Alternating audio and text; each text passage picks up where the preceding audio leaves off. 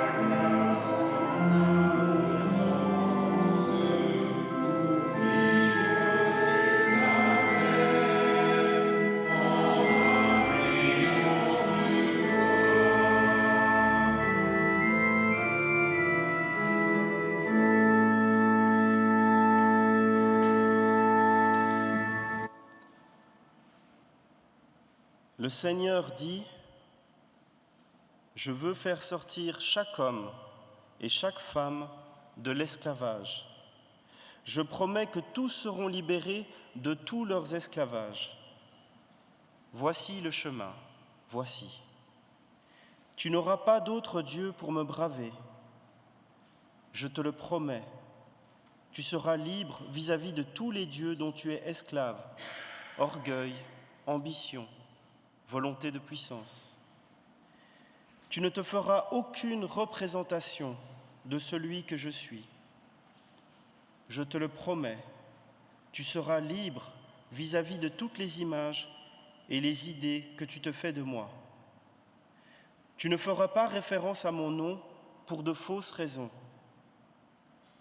Je te le promets, tu cesseras d'invoquer ma volonté pour justifier ce que tu désires. Tu te souviendras du jour du repos pour le sanctifier. Je te le promets, tu cesseras d'être l'esclave de ton travail et de tes besognes. Tu honoreras ton père et ta mère. Je te le promets, tu seras libre vis-à-vis de toutes les autorités et ainsi tu pourras les respecter, sans crainte. Tu ne commettras pas de meurtre. Je te le promets, tu cesseras d'être l'esclave de ton désir de nuire à ton prochain. Tu ne commettras pas d'adultère. Je te le promets, tu cesseras d'être l'esclave de ton corps et de celui de ton prochain. Tu ne commettras pas de vol. Je te le promets, tu cesseras d'être l'esclave de tes biens et de ceux de ton prochain. Tu ne diras pas de faux témoignages contre ton prochain. Je te le promets, tu cesseras d'être l'esclave de ton désir de travestir la vérité pour qu'elle te serve. Tu ne convoiteras pas. Je te le promets, tu cesseras d'être l'esclave de tes désirs, ambitions et frustrations. Voici ce qui t'est promis et demandé. Tu seras libre vis-à-vis de tous les esclavages, car je suis l'Éternel, ton Dieu, qui a fait sortir le peuple d'Israël de l'esclavage d'Égypte. Prions. Seigneur, nous voulons te remettre tout ce qui nous encombre et nous empêche de te suivre. Tu nous appelles à devenir des artisans de ton royaume et nous sommes préoccupés par nos fausses richesses. Tu nous appelles à nous mettre en marche à ta suite et nous sommes retenus par nos peurs et nos habitudes. Tu nous appelles à oser la vie de l'Évangile et nous nous enfermons dans nos ténèbres. Tu nous appelles à labourer le champ de notre monde et nous avons la nostalgie d'un passé où tout était mieux.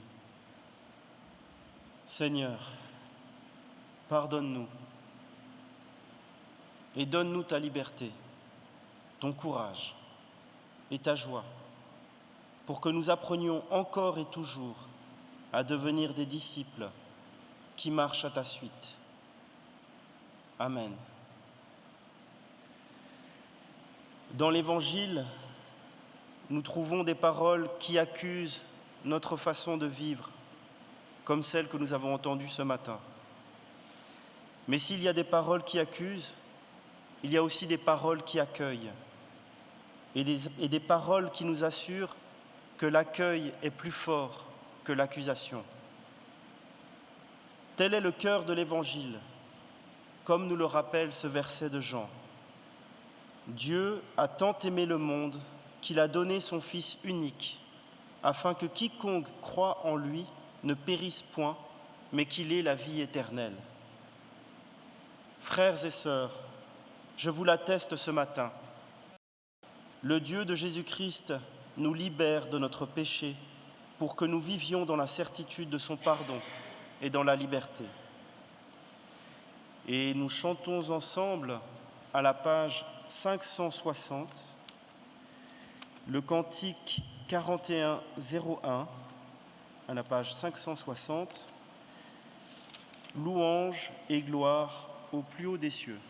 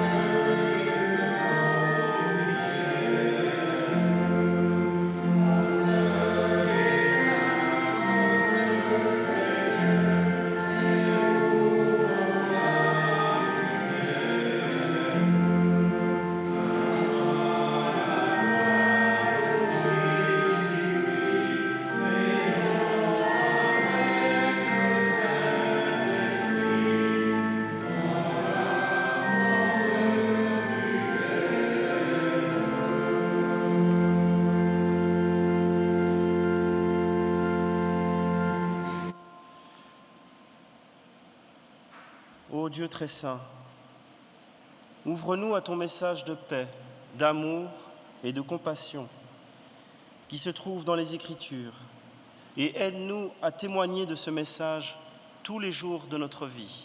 Amen.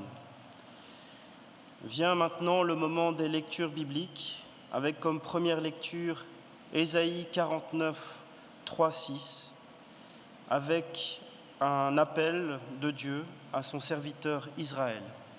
Et puis comme deuxième lecture, nous avons Jean 1, les versets 29 à 34, un extrait qui parle du baptême de Jésus. Ésaïe, chapitre 49, versets 3 à 6.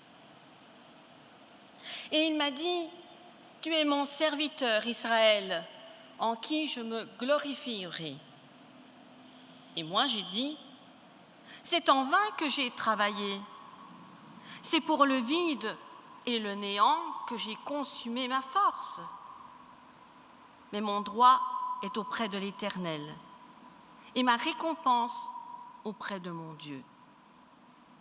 Maintenant, l'Éternel parle, lui qui m'a formé dès ma naissance pour être son serviteur, pour ramener à lui Jacob et Israël encore dispersé, car je suis honoré aux yeux de l'Éternel, et mon Dieu est ma force. » Il dit, « C'est peu que tu sois mon serviteur, pour relever les tribus de Jacob et pour ramener les restes d'Israël.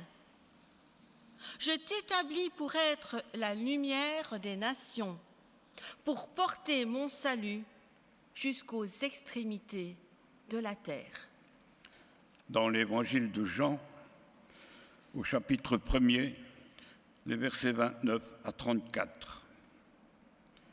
Le lendemain, il vit Jésus venant à lui et lui dit, « Voici l'agneau de Dieu qui ôte le péché du monde. C'est celui dont j'ai dit, après moi vient un homme qui m'a précédé, car il était avant moi. Je ne le connaissais pas. Mais c'est afin qu'il fût manifesté à Israël que je suis venu baptiser d'eau. » Jean rendit ce témoignage. « J'ai vu l'Esprit descendre du ciel comme une colombe et s'arrêter sur lui. Je ne le connaissais pas, mais celui qui m'a envoyé baptiser d'eau, celui-là m'a dit, celui que tu verras, sur qui tu verras l'Esprit descendre et s'arrêter, c'est celui qui baptise du Saint-Esprit. Et j'ai vu et j'ai rendu témoignage qu'il est le Fils de Dieu. » Pour comprendre notre première lecture du jour, l'extrait d'Ésaïe 49, il faut savoir que ce passage date de la fin de l'exil des Juifs à Babylone. L'édit de Cyrus, autorisant le retour des Juifs en terre promise, a été édité. Les déportés peuvent rentrer en Israël, mais ils hésitent et doutent. C'est alors que Dieu répond à leur détresse par la voix d'un prophète, pour les assurer que Dieu ne les a pas oubliés. Des passages précédents d'Ésaïe ont déjà fait pressentir que le salut promis ne se bornera pas au retour d'Israël, mais qu'il comprendra une délivrance plus grande encore, une délivrance dont les effets s'étendront à la terre entière. Comme au jour de l'exode d'Égypte, le prophète invite à se remémorer l'appel fait à Jacob. Il appelle le petit reste des rescapés d'Israël à la fidélité à sa vocation première, proclamer jusqu'aux extrémités de la terre la libération qu'apporte son Dieu. Nous trouvons donc une parole adressée par Dieu directement à Israël, son serviteur. « C'est toi qui es mon serviteur, l'Israël dont je me sers pour manifester ma gloire. » Le nom Israël désigne ici à la fois le patriarche Jacob, aussi appelé Israël, mais ce nom désigne aussi sa descendance, le petit reste des Juifs en exil, dépositaire des promesses de Dieu. Israël est ici chargé d'annoncer le salut aux nations. L'élection particulière d'Israël prend un nouveau tournant. Il y a maintenant une mission universelle. Le texte nous dit « Je fais de toi la lumière des nations pour que mon salut s'étende jusqu'au bout du monde. » Le salut n'est plus réservé exclusivement à un peuple en particulier. Il s'adresse aux nations. Ce texte prophétique est aussi une préfiguration de Jésus, serviteur par excellence pour faire connaître le salut à l'humanité. Ces versets éclairent la signification même de son incarnation dans l'humanité. Nous pouvons voir la figure du Christ, lumière des nations, ayant pour mission de rassembler Israël et le sauver en lui.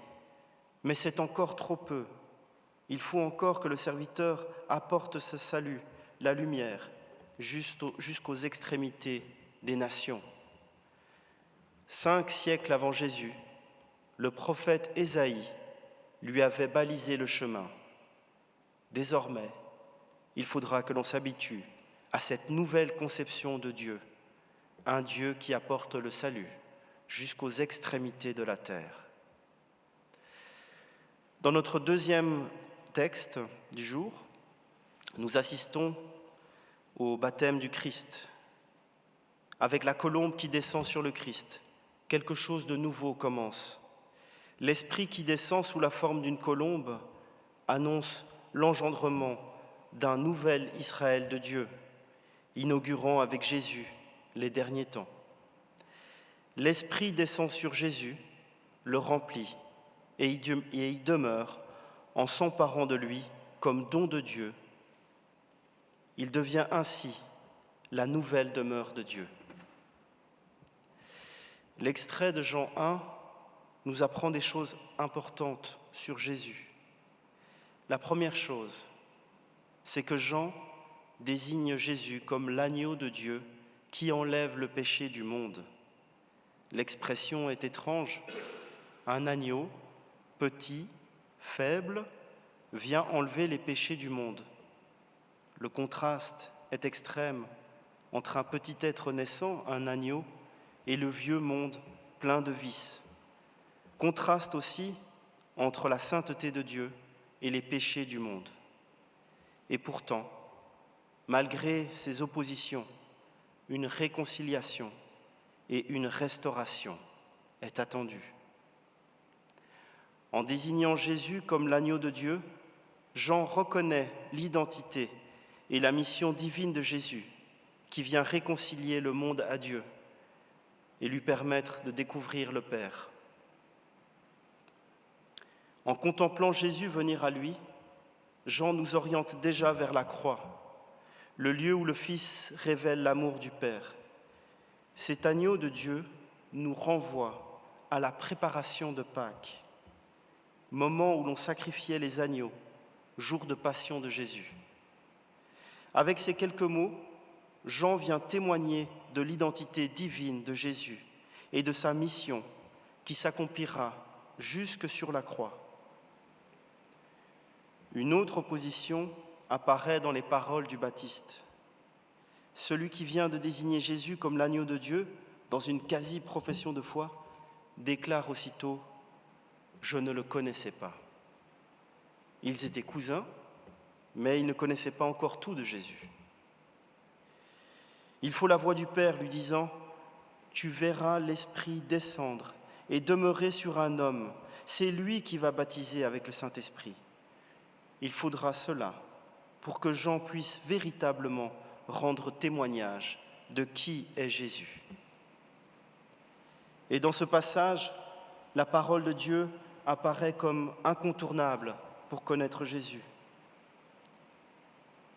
Pour connaître Jésus, l'agneau de Dieu, offrant un baptême dans l'Esprit Saint. Les verbes connaître et savoir sont très présents dans l'Évangile selon Jean. Ils marquent souvent une opposition entre le savoir des hommes et la connaissance du Christ. Jésus connaît le cœur des hommes. De leur côté, les hommes savent vaguement qui est Jésus, d'où il vient, qui sont ses parents, les signes qu'il fait. On sait aussi ce qu'est un Messie, ce qu'il fera quand il viendra, mais c'est un savoir très théorique. Livré à lui seul, il ne mène pas à une profession de foi qui reconnaît en Jésus le Fils, l'envoyé du Père, qui donne sa vie par amour et révèle le visage de Dieu. Jésus leur déclara « Quand vous aurez élevé le Fils de l'homme, alors vous connaîtrez que moi, je suis, et que je ne fais rien de moi-même. Ce que je dis là, je le dis comme le Père me l'a enseigné. Celui qui m'a envoyé est avec moi. Il ne m'a pas laissé seul, parce que je fais toujours ce qui lui est agréable. » Non, la connaissance dans l'Évangile de Jean, la profession de foi, naît d'une rencontre personnelle avec le Christ qui nous ouvre à la vie. Certes, nous n'avons pas vu Jésus dans sa chair, nous n'avons pas même côtoyé ses premiers témoins. Sommes-nous pour autant incapables de le connaître ? La Bible nous dit « Heureux ceux qui croient sans avoir vu ». Et nous recevons aujourd'hui le témoignage du Baptiste dans cet extrait de Jean 1. Ce témoignage de Jean le Baptiste, qui n'est pas le partage d'un savoir stérile, non, c'est plus que ça.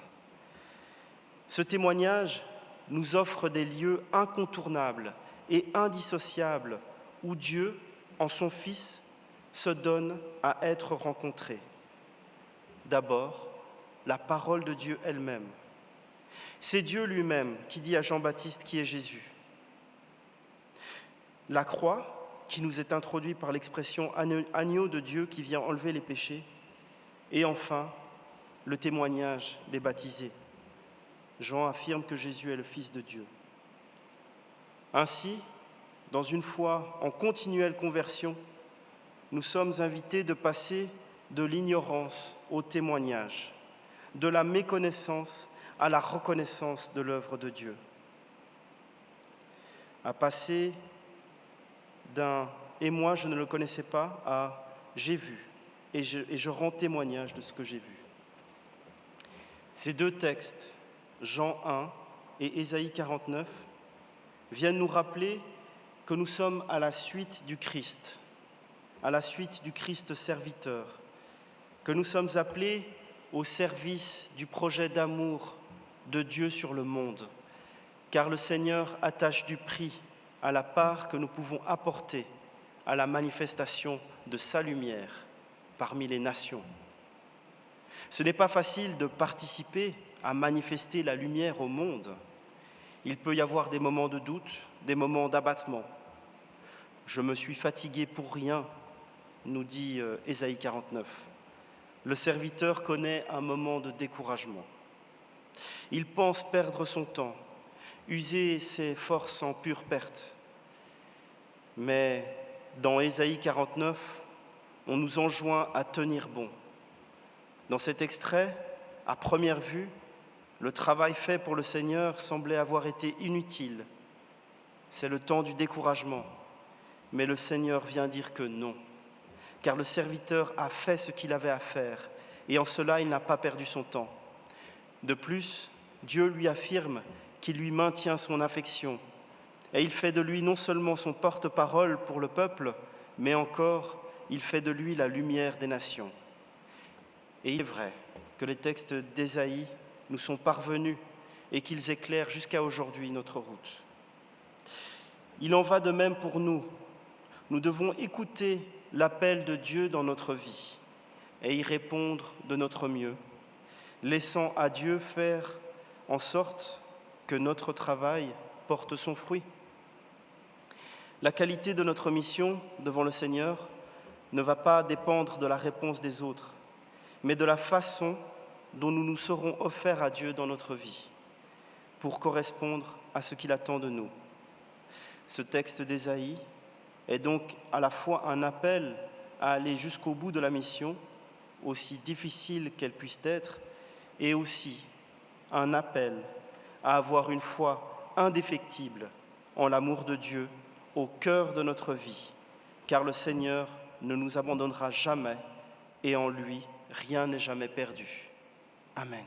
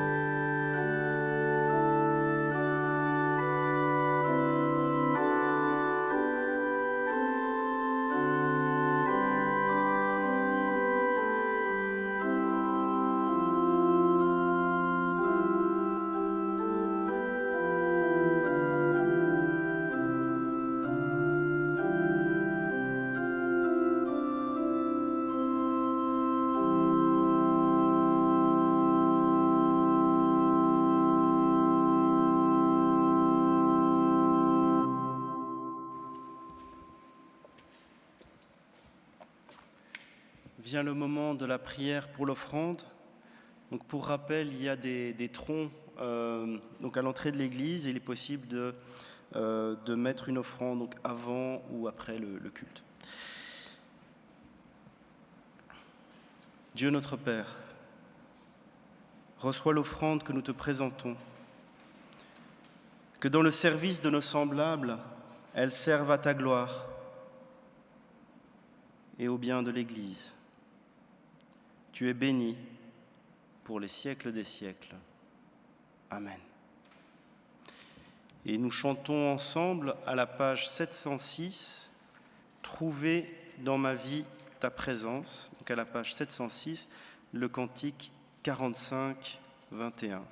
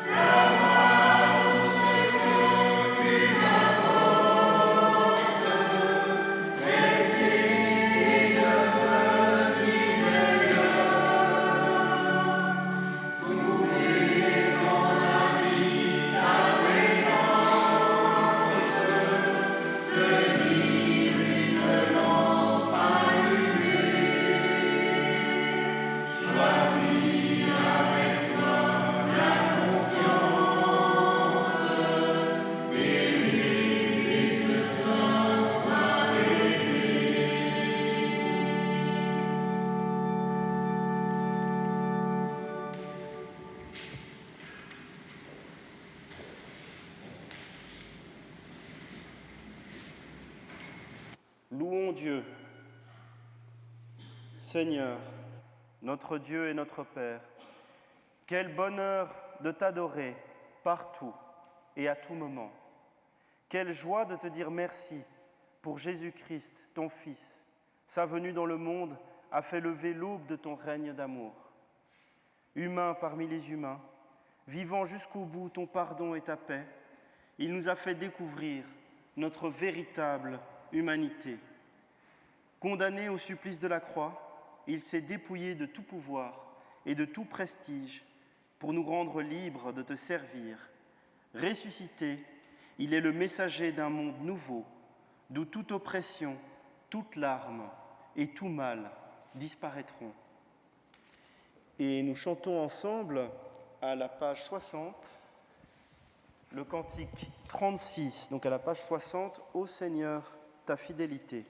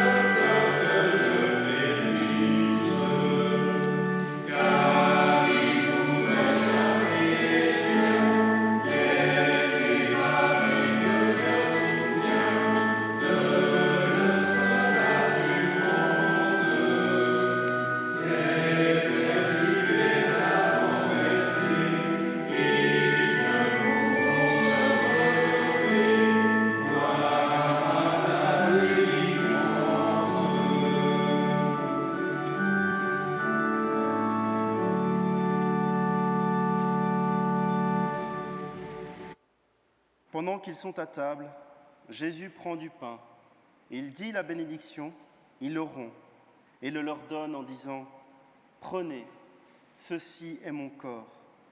Il prend aussi la coupe et après avoir rendu grâce, il la leur donne et ils en boivent tous. Il leur dit « Ceci est mon sang, le sang de l'alliance qui est répandu pour la multitude ». Il ajoute « En vérité, je vous le dis, je ne boirai plus du fruit de la vigne jusqu'au jour où je le boirai nouveau dans le royaume de Dieu. »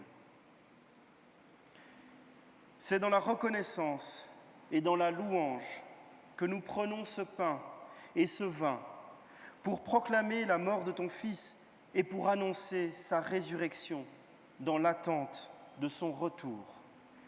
Par la puissance de ton esprit, donne-nous, Seigneur, dans ce pain et dans ce vin, communion au corps et au sang de ton Christ, que sa vie devienne la nôtre, que son amour devienne le nôtre. Qu'en lui soit brisé tout ce qui nous sépare, pour que nous ne fassions qu'un, et que le monde croie en ton amour, dans l'attente du jour où tu nous rassembleras avec tous les rachetés dans le royaume éternel de Jésus-Christ, ton Fils, notre Seigneur. Tout est prêt, dit le Seigneur. Voici le repas que nos mains ont préparé, mais c'est le Seigneur qui nous invite. Voici la table que nous avons dressée, mais c'est le Seigneur qui la préside. Voici la joie que nous avons désirée, et c'est le Seigneur qui nous la donne. Voici le pain dont nous avons besoin, et c'est le Seigneur qui nous le distribue. Tout est prêt, dit le Seigneur, venez. Donc venez, nous pouvons former un grand cercle. Le pain que nous rompons est communion au corps de notre Seigneur Jésus-Christ. La coupe de bénédiction pour laquelle nous rendons grâce est communion au sang de notre Seigneur Jésus-Christ, sang versé pour nous.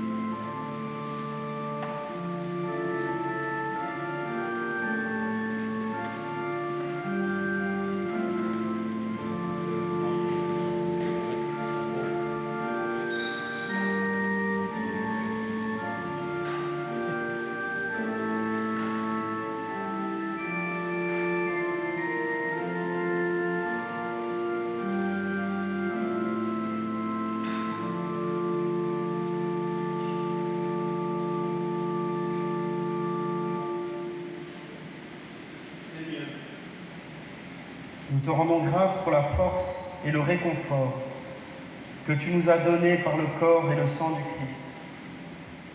Loué sois-tu, Seigneur, pour la joie de ce repas pris en communion avec le ressuscité.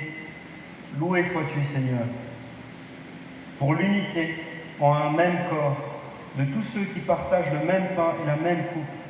Loué sois-tu, Seigneur, pour la promesse de ton royaume éternel.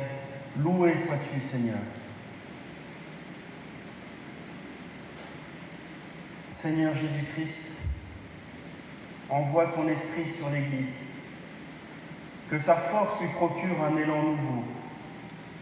Donne-lui ton esprit pour que cessent de l'habiter les silences honteux, les bavardages inutiles, les certitudes sectaires, les actions démagogiques, pour qu'elle se mette avec une vigueur renouvelée au service des hommes et à ton service.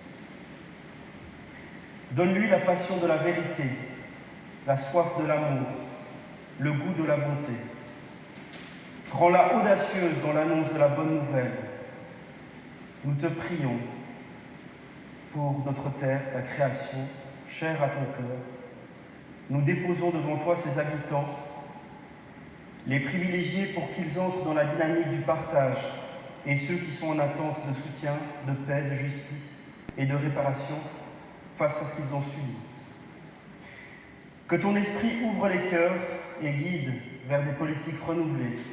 Nous te présentons notre communauté pour que tu l'inspires et la guides dans ses choix. Nous te présentons chacun de ses membres dans ce qu'il traverse et endure. Épreuves personnelles, familiales, professionnelles, maladie, deuil, perte en tout genre. Que notre communion soit perceptible et apporte le soutien qui vient de toi. Nous te présentons celles et ceux qui ont accepté des responsabilités en son sein, que ton esprit les fortifie, garde vivante et ardente la flamme de l'engagement, les maintienne dans la joie du service et la créativité. Ensemble, nous te disons, notre Père qui es aux cieux, que ton nom soit sanctifié, que ton règne vienne, que ta volonté soit faite sur la terre comme au ciel. Donne-nous aujourd'hui notre pain de ce jour. Pardonne-nous nos offenses, comme nous pardonnons aussi à ceux qui nous ont offensés. Ne nous laisse pas à ta tentation, mais délivre-nous du mal, car c'est à toi qu'appartiennent le règne, la puissance et la gloire, pour les siècles des siècles. Amen.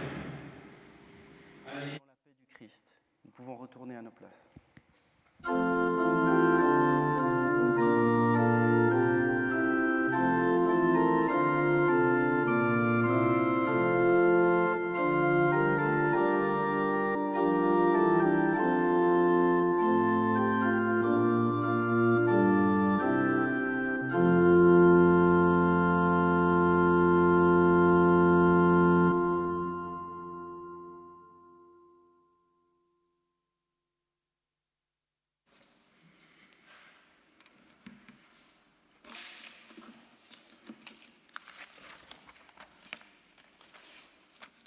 Bien attentif.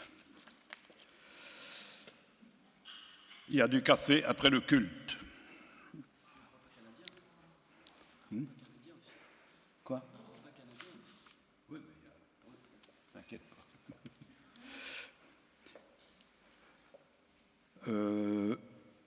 Les troncs du 8 janvier. Dans le tronc central, il y avait 243 €.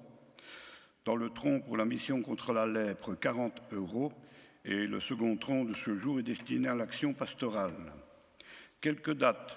Le prochain consistoire se déroulera le vendredi 17 février à 9h30.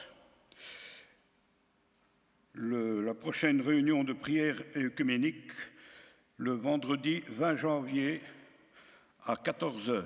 Et là, je ne me suis pas trompé ou je me suis trompé? C'est ce que je me disais aussi. Hein. Je donnerai toutes les dates. Donc, parce que je vais annoncer aussi la semaine de prière qui se déroule du 18 au 25, avec rencontre, prière et partage à 19h ici dans notre salle, les mercredis 18, les vendredis 20 et les lundis 23. Et le samedi 21, ce sera à l'église catholique à 17h. Vous avez ça, des petits folders dans le fond du temple, prenez-les, tous les horaires sont là, tout est là, comme ça je n'aurai pas à vous le répéter. De toute façon. Alors,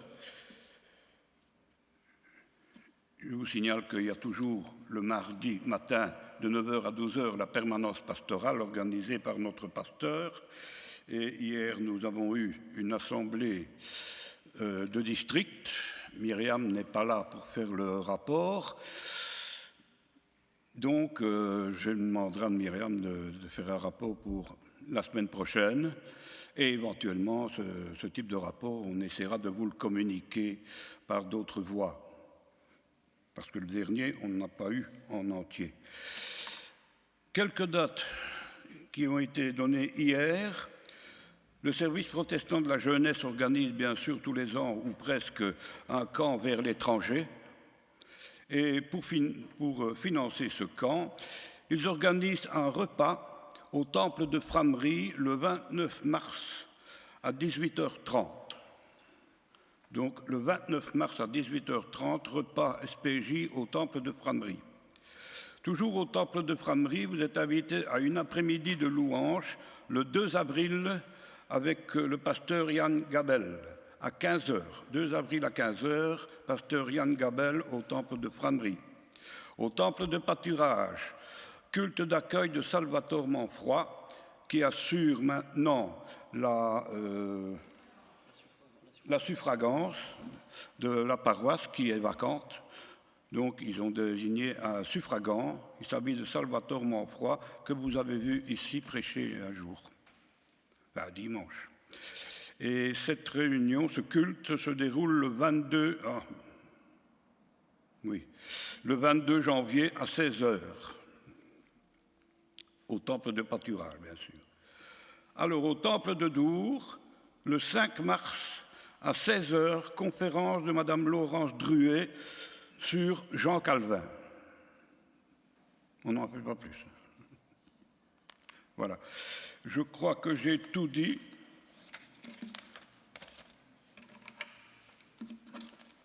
Il n'y a plus rien à ajouter. Je vais juste répéter les dates. Redire les dates pour la semaine de prière pour l'unité des chrétiens. Donc il y a plusieurs rencontres. Donc le mercredi 18 à 19h, donc on a une réunion de prière donc organisée par les catholiques. Ensuite le vendredi, toujours à 19h, donc toujours au temple, donc on a une réunion de prière donc organisée donc par nous, par les pubs. Le samedi, donc il y a la célébration à 17h à Saint-Quentin. Et puis donc organisé conjointement. Et puis donc le lundi 23, donc il y a donc à 19h, donc il y a aussi une réunion de prière. Et donc là c'est organisé par l'Armée du Salut. Voilà. Et puis donc n'oubliez pas, il y a ces petits fascicules où il y a tout le détail. Voilà. Maintenant on peut se lever pour l'exhortation et la bénédiction.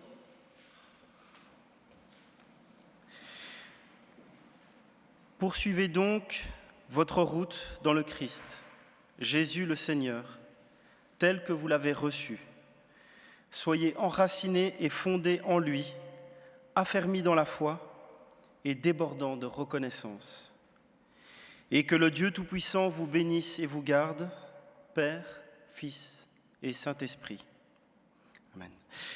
Nous chantons ensemble à la page 632. Merci pour ce matin de vie. Donc à la page 632, c'est le cantique 4209.